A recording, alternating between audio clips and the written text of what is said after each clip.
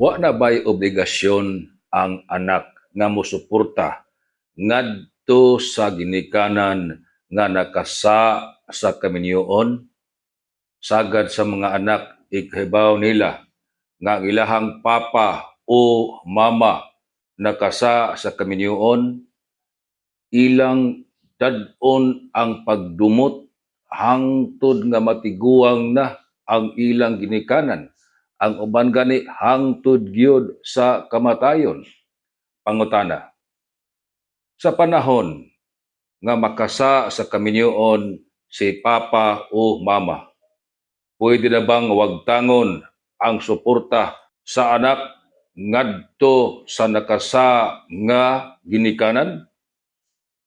Sumapa sa Article 195, Paragraph 3 sa Family Code. Ang mga ginikanan ug ang mga anak dunay obligasyon nga magsuportahay sa usag-usa.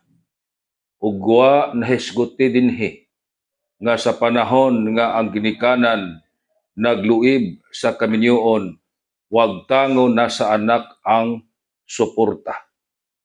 Busa taliwa sa ginikanan, di pa mawagtang ang suporta sa anak ngadto nila.